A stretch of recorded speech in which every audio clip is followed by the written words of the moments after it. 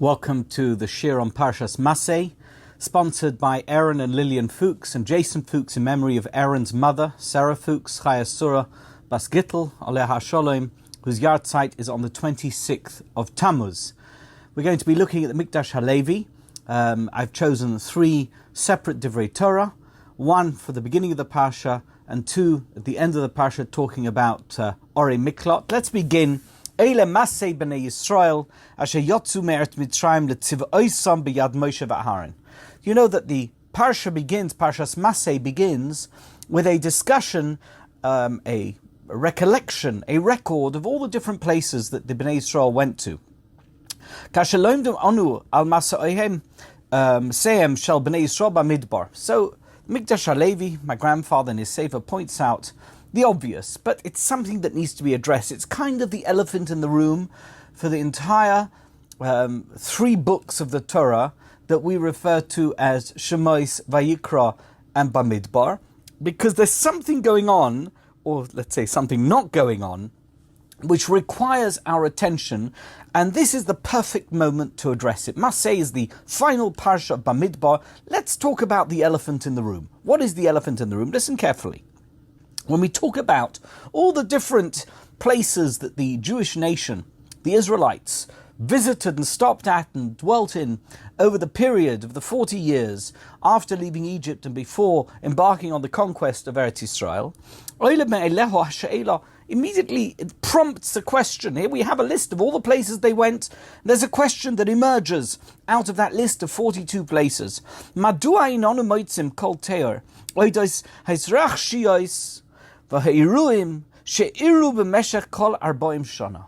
is it, says the Mikdash Halevi, when we look at the history as represented by these chapter headings, let's call them that, of the different places that the Jewish people went to over 40 years, that we don't talk about the entire 40 years. There's a lot we don't know. All the details, everything that we see, shebiyodenu, all the details that we have about events that occurred and things that happened are only with reference to year 1, a little bit into year 2, and year 40. What about the 38 years in between? Where are they? What happened? What is it that occurred during that period? It's not an insignificant amount of time. It's almost 2 generations. What happened during those 38 years? If I were to ask you that, you probably never thought about it before, because you know there's a lot of stories in the Torah about their time in the Midbar, about the Bnei Yisrael's time in the Midbar. You've probably never thought about the fact that the vast majority of the stories, in fact all of the stories, occurred either in year 1, bleeding into year 2, and the final year. In fact, Devarim is the last 5 weeks. It's a drosha, a series of droshas given by Moshe Rabbeinu during the last 5 weeks of his life. So what about this great gap of time in the middle, the 38 years that we have no records of? We don't really know anything about them. We know the places that they went to. We know that there was roughly about 20 different places that they stopped at during that period. We know nothing about what happened at any of those 20 places. Oid aleinu levarer, says the Mikdash Halevi. There's something else that we really need to address. Another elephant in the room. Madua Torah mazkir rakes masem horoim shel bnei Yisrael b'midbar. Why is it that the Torah, when talking about the events that took place with the Israelites during their course of time, during the entire period that they were in the wilderness, why is it that the only incidents that are mentioned are negative, very bad stories, things that don't show the Jewish people up in a very good light?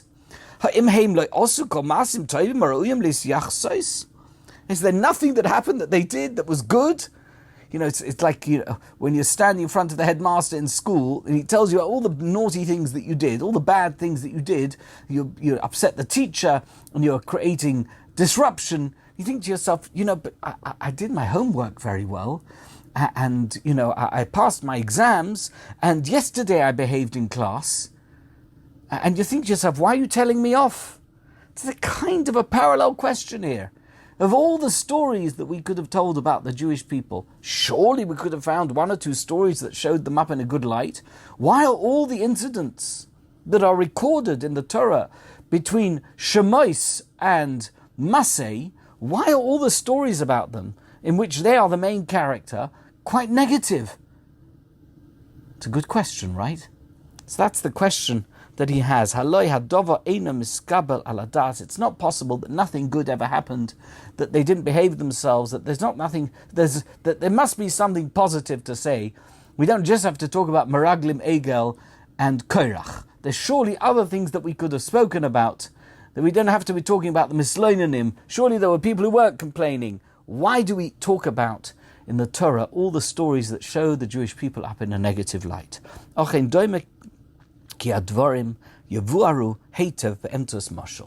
the Mikdash Halevi. I'm going to use something. It's a moshel, it's a parable, to kind of create an analogy, a parallel that we can look at, and we can use that to explain these two questions. What happened to the 38 years, and why are the stories that are recorded so negative? What can we compare this to? There's a king, great, mighty king, who makes a feast, a celebratory feast for all his servants and for all his ministers, for all his nobles. He gets a bit shicker. He's a little drunk. He says to his great ministers, his nobles who are sitting at the head table, he asks all of them to say something in praise of him. He wants to, a bit of a narcissist, he wants to hear positive things about himself. What do you have to say about me that shows me up in a good light? All right. First nobleman gets up and he says, the king is such a great, wise man. He's one of the wisest people I have ever met. That's what the first one says. The second one gets up and he says, wise. The king is so mighty and powerful and strong. The gevura of this king is beyond compare. Hashlishi, the third nobleman, gets up. Es Oishroi says, you kidding me? Do you know how great this king is? He's the wealthiest king of all time. V'ilo Ravi'i, the fourth one, the nobleman gets up and he says, Es midas chastoi v'toiv liboi. This king, there's no one kinder, there's no one more kind-hearted than this king. What a kind and wonderful person he is. Hasara chamishi lumasois. What about the fifth nobleman? Gets up. He has to follow those four. What does he say? Komim koimei, stands up, v'hichriz, and he declares, Lemelech yesh af okum. He says, you know what? The king has got a crooked nose. That's how he praises the king after the king, who's a little tipsy, asks that everyone praise. Really? The king has a crooked nose? That's what you could come up with? Kamuvan, self-understood. The king was exceptionally angry. I mean, it's hardly surprising. This is the feast, a celebratory feast. He wants to be praised, and this man gets up and says he's got a crooked nose. So he's a chutzpah noirah madrega rishona. This is the height of disrespect that one could ever have for a king in such a situation. He says, you know what? This nobleman, do you know what you should do to him? Take him out and execute him immediately. This man needs to be executed. His attitude towards me is absolutely disgraceful. I want him executed right away. You know what? The guy was tipsy when he gave that made that decision. Maybe he calms down. He's not quite as drunk as he was. And before the execution actually takes place, Bikesh HaMelech, the king, asks, Rak mitoich sakranut. He's a little curious. He wants to know, Lenasos lehovin ma'im ha'maniyim asher gormu l'sa loim hasadvarim asher borohoi meroish ki lo ya'avru mibli tguva charifa b'miyuchad. He wants to understand what was going through this guy's brain. Does he have a brain? What was he thinking? Did he think he was going to say the king has a crooked nose? And he's not going to be this reaction? What was going through his mind? What could he have thought the king was going to say? The others came up. One said he's so wise. The other one said he's so rich. The other one said he's so powerful. The other one said he's so kind. He gets up and he says he's got a crooked nose. What was he thinking? How could he have said such a stupid thing? Listen, the man was a nobleman, so he wasn't there for no reason. Clearly, he had something in mind when he said it. And the king was curious. He wants to know, what did he have in mind? The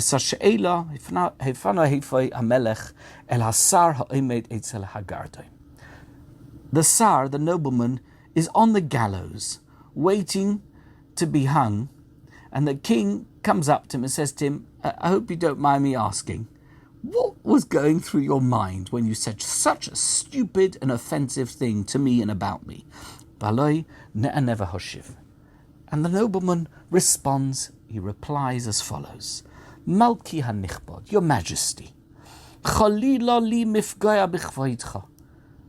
course I didn't want to offend you. Of course, would you think that I'd want to offend you? Definitely not. Never occurred to me to do anything that's offensive to you. I have respect for you. You are our king. You are our monarch. And everything that I said, when I got up and I spoke about your crooked nose, was said in your honor. I wanted to honor you. Intriguing, right?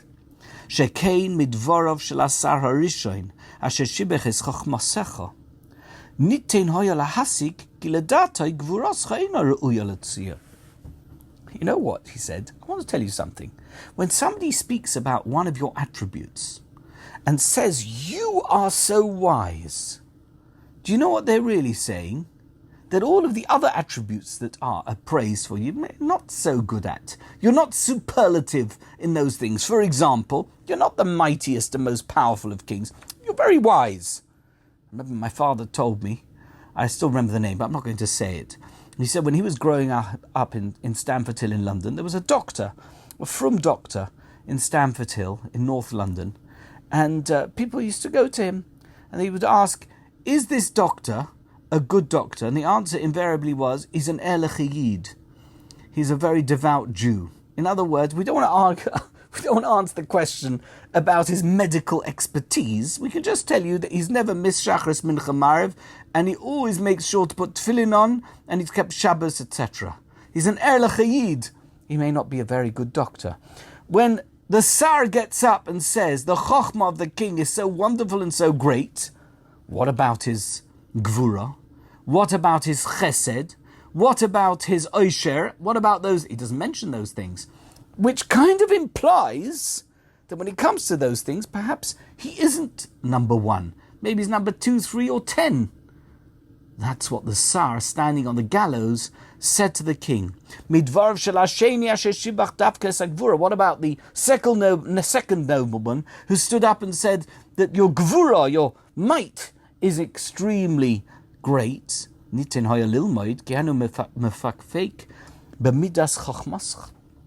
Perhaps what he was saying is that your wisdom is not quite as great as some of the greatest wise people around the world. Oh, your gvura is fantastic, but the wisdom, maybe you could do better. Hashlishid geshesa oisher, the third one, focused on your wealth. Well, plenty of wealthy people who may not be great in anything else. What they're good at is making money. Which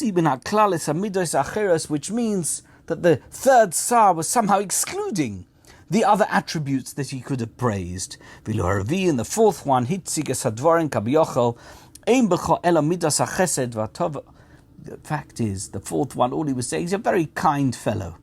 You're a person who wants to do kindness. You're a person who thrives on being good to others. What about gvura? What about chokhmah? What about oisher? Maybe not the best in those things. So you see that each one of the other sorim, noblemen who stood up, said something nice about you, but they left out everything else. Lefichach, therefore, he said, In order to correct, to make sure that we could get back to reset button the situation based on what the previous 4 Sorim noblemen had said.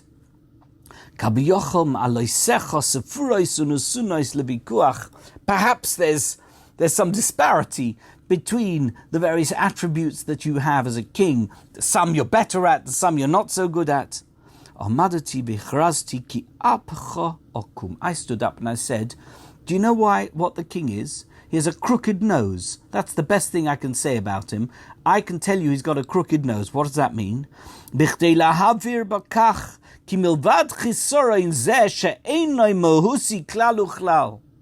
I wanted to convey that besides for this very minor negative fact about you, it's not significant in any way, shape or form. You've got a crooked nose, big deal. It's not such a big deal at all. Besides for that, he's got a crooked nose.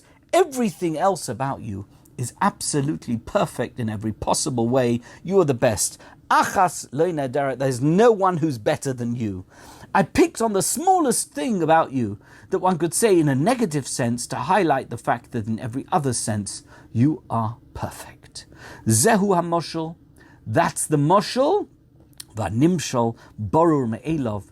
And from that we can understand what the lesson is that can be learnt. Shekain ilu haTorah hoisa kaiseves es maaseim hatovim shel Yisrael. Imagine the Torah would have written down some of the good things that the Jewish people did, whatever they were. That they were charitable, they were kind, they were wonderful, they were wise, whatever they would have written. You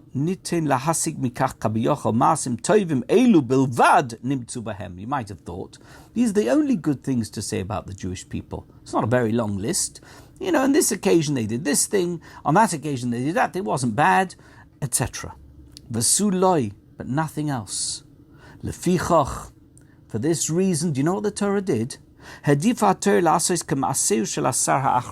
The Torah did exactly what the final nobleman did, the 5th nobleman in that parable with the king.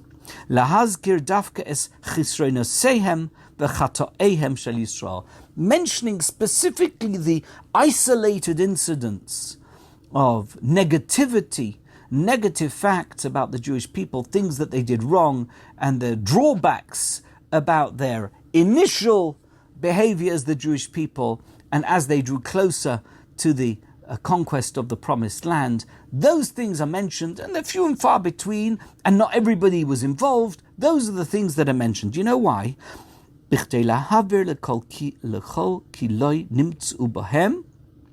To explain and to reveal to everybody that cannot be found among the Jewish people ela chatoim elu. Only these sins. You know the sins that mentioned in the Torah? It's the only thing that the Jewish people ever did wrong throughout 40 years. Besides for these things which I mentioned in the Torah, which are very negative and regrettable, but besides for those things, they never did anything wrong. They were complete in every way. They were righteous in every possible way. V'alkein gam lo tziyana haTorah me'uma me'asher iras Yisrael b'meshech 38 hashonim hatichonos asher osu b'midbar. That's the reason why the interim years, the 38 years about which we know nothing. There's not even a ghost story.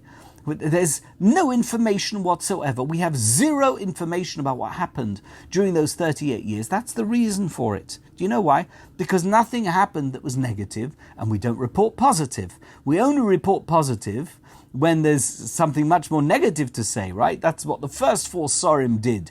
If we say something positive about the Jewish people, that would imply that there was something negative that we hadn't said. But if you say something negative, the implication is that everything else is positive. Shekain b'meshech hashonim halalu, throughout those 38 interim years. La'ira kol mu'ura shlili, there was nothing negative happened. Everything was positive. everything was wonderful. You know, the fact is, you don't have to talk about the good. It's assumed that's the default position, that the Jewish people were good and they were wonderful. Besides for those sins that were mentioned, besides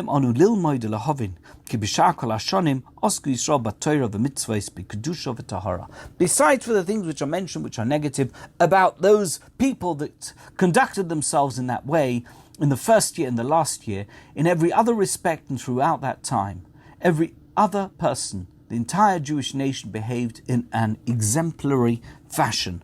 Kemetav ma'alosam, in the best possible way, hanisgova asher ein onu yocholim lasiga b'darteinu hakatzara. We would never be able to understand it, even if it was explained to us how high, how special, how elevated the Jewish people were in every possible respect, besides for those isolated incidents which are mentioned. Let's now go over to Ori Miklot. V'krisem lochem orim ori miklot tiyena lochem v'nos shama retzeach makas nefesh bishgoga. We have a law in Jewish law, and it's ancient law. It doesn't apply today. In ancient law, if somebody was died at someone else's hand, and that person didn't mean it, but they were, as it were, the killer, the Torah recognizes that the law of that time was that if a person dies at another person's hand, the family has the right to avenge that death by killing the perpetrator. It's a fact. We know it to be true. And in order to protect the killer, the person at whose hand the other person had died, the relative of the family had died, that person could run away to an Ir Miklot, which is a city of refuge. There were 3 on one side of the Yarden, 3 on the other side of the Yarden, and another 42 cities that were cities of the tribe of Levi. And those 48 cities could be used as a city of refuge for these killers. So if they wouldn't ever be more than a few miles away. They would be in danger until they got there, and they had to stay there until the high priest died. And when the high priest died, they could return home. Whilst they were in the city, they were not in any danger. No murdering family member or killing family member could come and kill the person who is guilty of manslaughter. And when they got home after the Kohen Gadol died, all bets were off. It was back to square one. They were no longer in any danger. That was the law. That is the law. There's in Maseches Makos, it's discussed in great detail and elsewhere. And the interesting thing is, as pointed out by the Mikdash Halevi, is the use of the word Reitzeach to describe the person who's guilty of manslaughter. Reitzeach means murderer. Why would you use that word to describe someone who had killed someone else by accident? We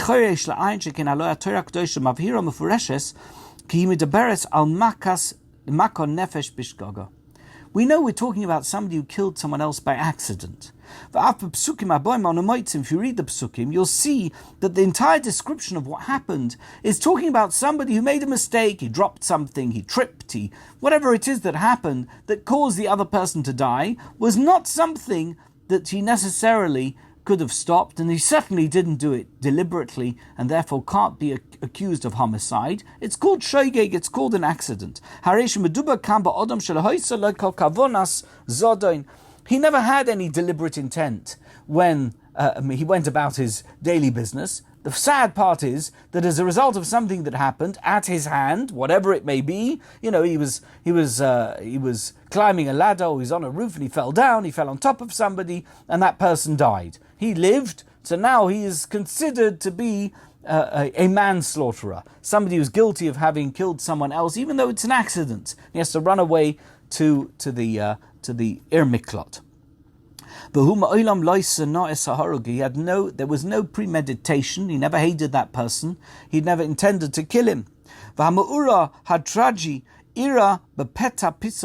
It happened suddenly, out of the blue, without any premeditation. Below tzedia, there was no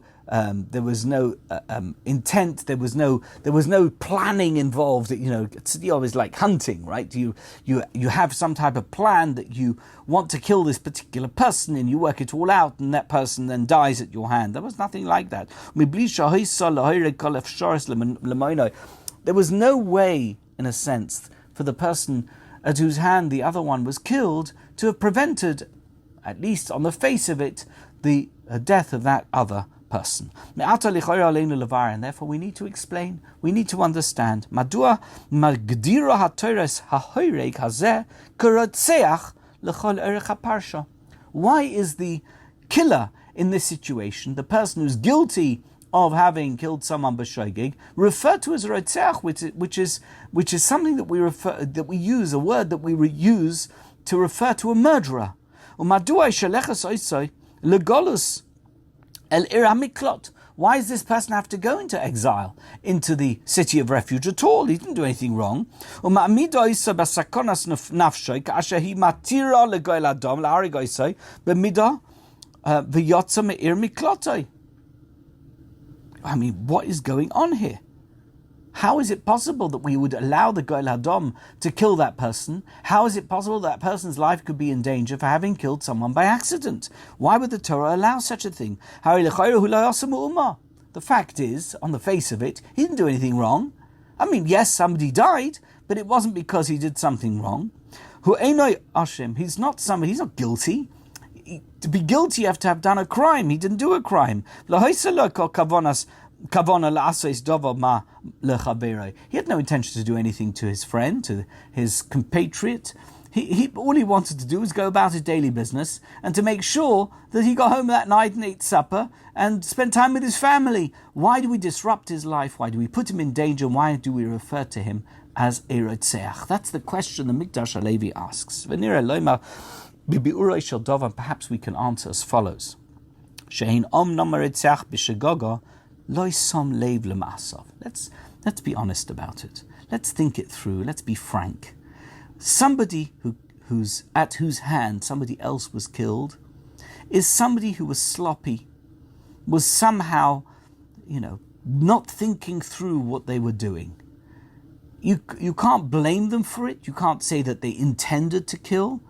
But somehow it's like if a builder builds a house and they build the house in such a way that they haven't followed building regulations. And we know that building regulations are there to make sure that people do not, have tragedies happening in their homes. And I know of cases where houses have fallen down or balconies have fallen off or roofs have caved in because the builders didn't follow building regulations. Now, on many occasions, nothing happens, nobody dies. But on other occasions, that tragic accident, because that's what we call it, an accident, it's not really an accident, it's negligent. And as a result of the negligence, that person died. What does negligence mean? That the person who could have prevented it by acting differently didn't. Does that make them a murderer? Not in the strict sense of homicide as a legal definition, but it certainly makes them somebody who is culpable somewhat for the death of the other person. You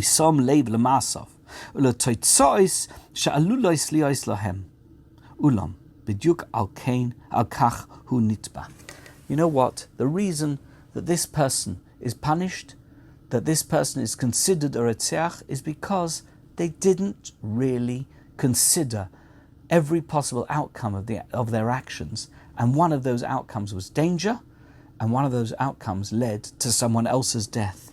Ha'odam nivra yard la'olam hazeh. Let's be honest, says the Mikdash Halevi. Let's be frank about who we are and what we're here to do. We're human beings. Why were we put here? What are we doing here? Why are we in this world? Bichdei sheyosim leiv. We're not animals where we just go about our lives and just do things and then things happen. We're not clumsy fools. We're people who have to consider. We are animals that are humans that must consider every one of our actions carefully and in advance. That's what we need to do. We need to consider our actions very carefully. We have to think every single minute what it is that we need to do. What does Hashem want from us? What does He actually want from us? Wake up in the morning. What does He want from us today? How is our day going to look? We need to plan it. We need to think it through. We need to consider it. We need to reflect on it.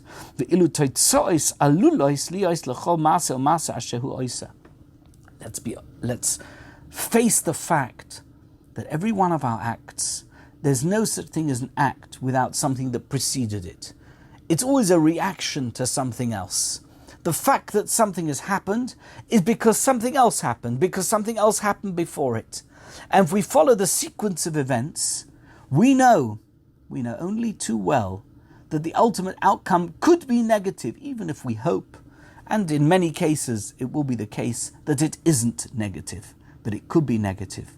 That lack of foresight, the fact that we haven't thought it through enough so that we can prevent the negative from happening, is somewhat our fault. That's the fact.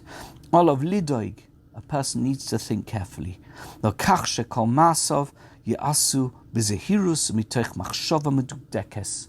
need to think through all our actions before we do them very, very carefully. We have to consider and reflect what might happen. People take risks.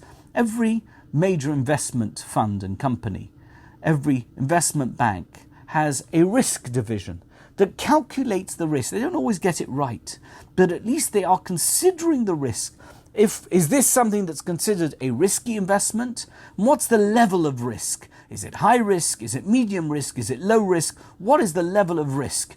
You can invest in something that's a very safe investment, but based on calculations as to why it is safe. The history of this particular investment is such that it's not going to go wrong, and it's going to continue paying dividends.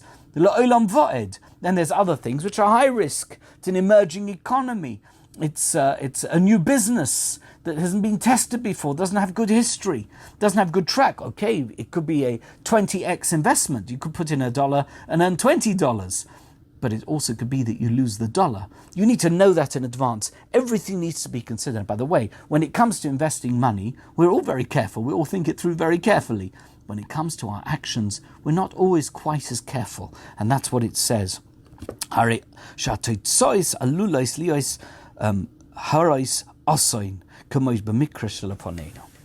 that's the fact. If we think through everything very carefully, then we're much less likely to be in a situation where the outcome is going to be negative and is going to result in something bad happening to another person. Somebody reaches a situation where they've killed someone else, as it were, by accident.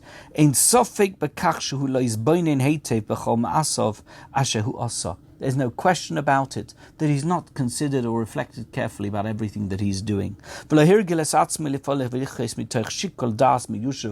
He's somebody who just does things off the cuff, by the seat of their pants, not thinking it through in such a way that they can prevent the accident from happening before it happens. You need to make sure that you've put all the protective measures in place to make sure that the accident, the negative thing, is not the outcome. Had he thought carefully, had he reflected about everything that he was going to do that day, and he would have been careful based on that reflection about his actions or her actions that day, but vadai,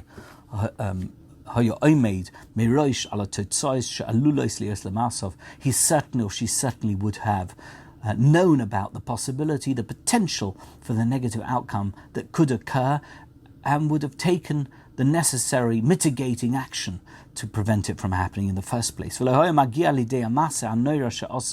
terrible thing that happened wouldn't have happened. For example, I'll give you a good example. I've spoken about it before. If you're in a car and you're driving and somebody texts you, look down at your phone and you're texting them back. You're not really putting your eye on the road. Does it mean that you're going to run someone over? Chas v'sholom. Should never happen. And probably 9 times out of 10 or 99 times out of 100, nothing is going to happen. But all it takes is one time. And a person who never texts while they're driving, it's never going to happen to them. I mean, of course, somebody could walk out in front of their car, and that they can't prevent. But the negative outcome of somebody not being focused on driving because they're doing something else, that is something that could be considered and reflected upon before it happens, and it can be prevented from happening. Is it an accident? It's kind of an accident, because of course you didn't plan it in advance. You had nothing in mind. You didn't want to cause that person any harm, and yet that person was harmed. And that action, that terrible thing that happened, would never have happened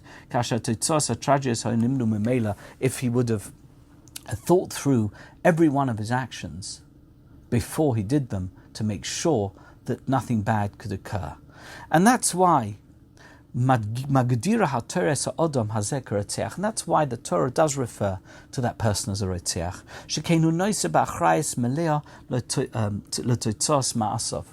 Let's be honest about it. Let's be frank, as I've said. The reason it happened is because she didn't reflect before what might have happened, what could happen, which eventually did happen. Does that make them a murderer? Me'en. Kind of. Not quite. But you refer to that person that way because had they not been so reckless, the outcome wouldn't have been the one that happened, the one that occurred. And that's why, says the Mikdash Halevi, we send the Retzeach, the Reitzchim, the person who killed B'Shoigeg, to the cities of the Leviim. The Leviim are people who are, in a sense, porush me'olam hazeh. They're not part of the world. They're otherworldly. They're focused on Torah. They're focused on good deeds. They don't inherit. They don't have farms. They're not involved in business. Their total avodah is avodas Hashem. That's all they do, is they are servants of Hashem. And you have to spend time in the Ir Miklot to be around people for whom every action is an act of God, and every act is considered carefully and is considered meticulously because they want to be Ovdei Hashem and Avdei Hashem. That's the second piece in the Mikdash Halevi, and now it's time for the third. We're going to talk about the fact that the three cities, the main Orei Miklot, there's three of them. On one side of the Yarden, as Shloisha Orim Titnu Be'evel Yarden, Shloisha Orim Titnu Be'eretz Canaan, and there's another three on the other side in Eretz Canaan. Says the Mikdash Halevi. I'm not going to read the whole thing through, and I'll tell you what he says. It's absolutely fantastic. He says the Gemara asks a question. Why is it that you needed three Orei Miklot on the other side of the Yarden, of the Jordan River, where today is a country called Jordan? That was where there was the Ruvain, Gad, and half of Shevet Menashe.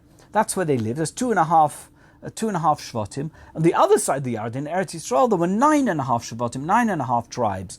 So you see that it's much more numerous in the Eretz Yisrael side. So why would the expectation be that you need three Orei Miklot, three? I know it's lovely, it's parallel, you've got one at the top, one in the middle, one at the bottom, but why do you need three? One on one side would have been enough, and 5 on the other side would have been more appropriate, or maybe 4 and 2. Why do you need 3 and 3? Says the Gemara, the following answer. Ki begilad shechichi roitzchim. Because in Gilad, that's talking about that area, Moav, where today is the country of Jordan, there are roitzchim, they're murderers, they're killers. Kloimar, be'eretz hagilad sheme'evel yarden, do you know what there is? Metzuyim hoyu roitzchim l'roiv, there's many more killers. Me'ach avakach, nechutzais hoyu sham shalosh Orei Miklot, k'may b'chol Eretz Yisrael atzma. That's why on that side you needed 3 Orei Miklot, as many as you needed on the other side of the Yarden, Eretz Yisrael, where there were 9.5 tribes. Puzzling, right? That's what the Gemara says. It makes no sense, says the Mikdash Halevi. How can we now, predicting it's the end of Bamidbar, they'd never even gone to Eretz Yisrael, no one settled anywhere, and we know that they needed to conquer Eretz Yisrael, which would take 14 years eventually, that they needed to conquer it before anyone settled in Gilad. How could they predict now that there's going to be Reitzchim in Gilad? Shchichi Reitzchim beGilad? Really? Why? How would they know that? Why would they think that? Ha'im ein letoshvei Gilad bechira chofshis? It's even a stronger question. Surely we know that those people who lived in Gilad from, let's say, Shevet Ruvain, they have free choice. Maybe they would choose not to behave in the way that we described in the previous Vatorah. They would be very careful. They would be people who would be considerate. They would take risk assessments and know exactly what they needed to do in order to prevent these tragedies from happening. Why would we say that the Reitzchim are more shchichi in Gilad than they are in Eretz Yisrael? Are we saying that they are predetermined? We know the Rambam wouldn't agree with that. No one is predetermined to be a murderer. Are we suggesting that that's what the Gemara means when it says that in Gilad, shchichi, Reitzchim, even though there are far less people there, because they are predetermined to be killers by accident, but because they are negligent and inconsiderate? Does it make any sense? It makes no sense at all. Answers the Mikdash Halevi, Satshuva Novin, Im Nachsel is Boine Ba'ofen, Bakoshas B'nei God V'nei Reuven Ala Nachla Ba'eva Yarden.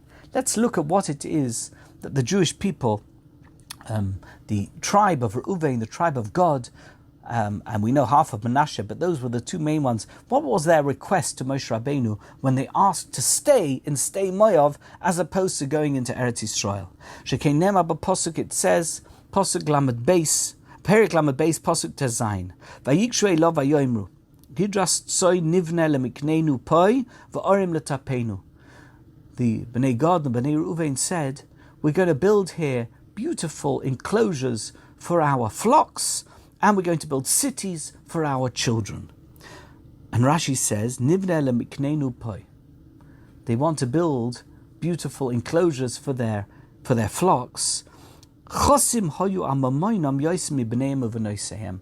You could see from this that the culture among Reuven and God was to care more for their money, for their wealth, for their possessions, than for their own sons and daughters. Shekdimu mikneim letapam, because we see that in the pasuk they preceded within the request the mention of their refuge, of their money, of their wealth, of their possessions, before they spoke about their families, before they spoke about their children.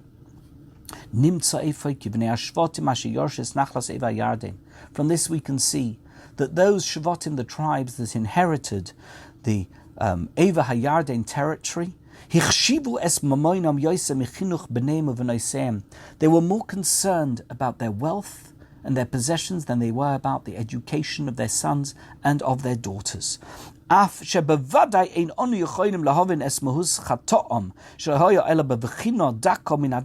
the truth is, we can't judge them, because it's not saying that we don't want to educate our children, but somehow it came out that in their minds, the reason why they want to be here in Moav and stay Moav, as opposed to in Eretz Yisrael, is because they want to. Here's a wonderful, lush, green country that we want to use for our mikneh, for our flocks, for our possessions. Of course, we're going to take care of our children. It goes without saying. We're going to build the best schools. We're going to educate them properly.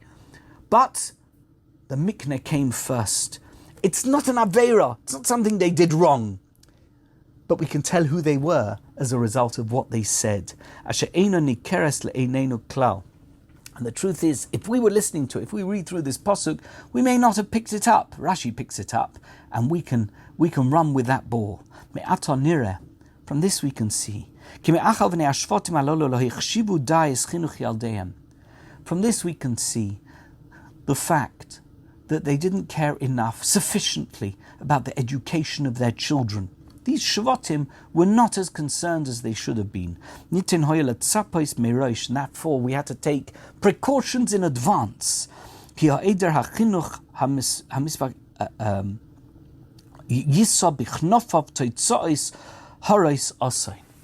fact is, prevention is the best cure.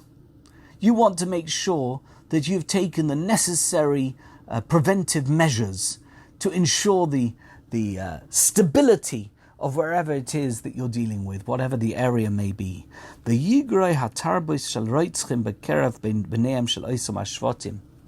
fact is, the culture of Reitzchim might just very well become the culture of the tribes that lived on the other side of the Yarden. The possibility seemed very strong, as we said in the previous Dvar Torah, that people who don't get educated and have not thought through the education of their children properly are going to breed, it's going to result in the type of people that might be inconsiderate and negligent and might very well lead them to being roitzchim in the sense of killing people by accident, not on purpose. But that's why you need 3 Ori Miklot among 2.5 tribes that are not as concerned about education, the